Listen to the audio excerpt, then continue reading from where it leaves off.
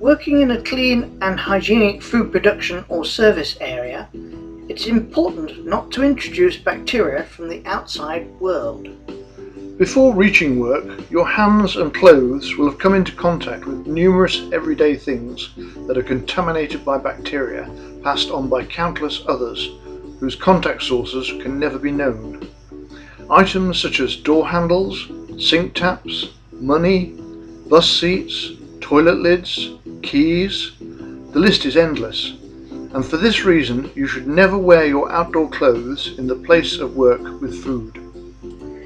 Every day you should change into a freshly washed uniform, or if this option is not possible, then a freshly washed coverall coat, or fabric or disposable one-use apron.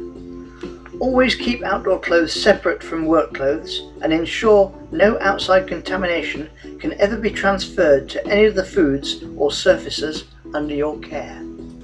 A separate changing room is recommended, or again, where this is not possible, a separate cupboard or locker should be provided and kept away from the food production area.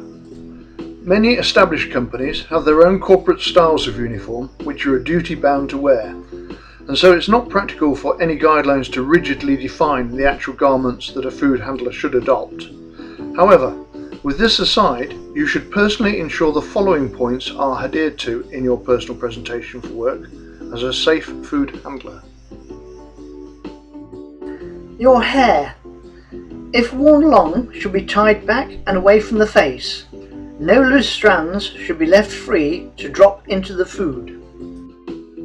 Hats, hairnets and hair covers should also be worn as an added protection from the hair and scalp matter whilst working with food. Hands are the main point of human contact with food, and yet they are often the least well prepared for the job of preventing the cross-contamination of bacteria. Fingernails should be cut short, be kept clean and be free from any nail polish. You should wear no rings, hand or wrist jewellery other than a single gold wedding band. Any cuts or abrasions must be fully covered by a brightly coloured waterproof dressing. The dressing should be brightly coloured to be easily spotted if inadvertently dropped into the food. The torso should be covered in a clean, light-coloured, easily washable material on which foreign matter can easily be detected and the garment regularly changed in the event of contamination. Where a constant supply of clean garments isn't an option, modern low-cost disposable aprons and cloths may prove a practical solution. Your feet should be fully enclosed in non-slip, low-heeled shoes which offer protection to your feet from heavy objects or hot spillage.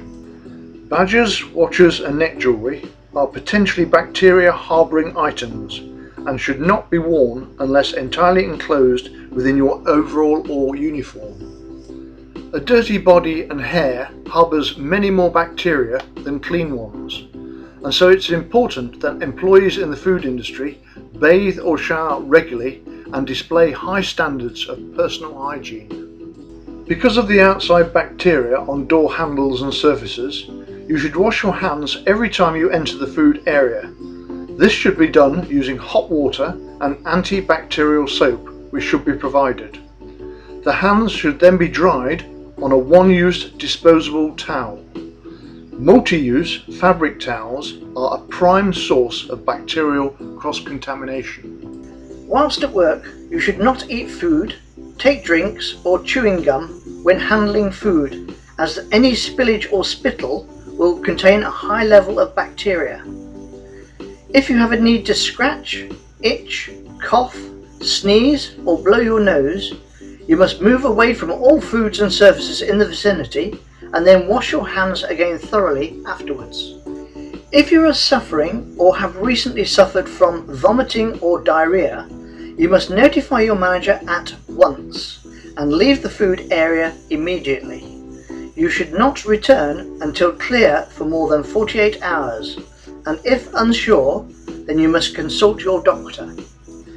Cuts and scalds must be dressed immediately and where necessary covered with a brightly coloured waterproof dressing. It's not covered directly under the Food Safety Act, But if you incur such an injury at work, then many companies require you to ensure the incident is entered into your company accident book.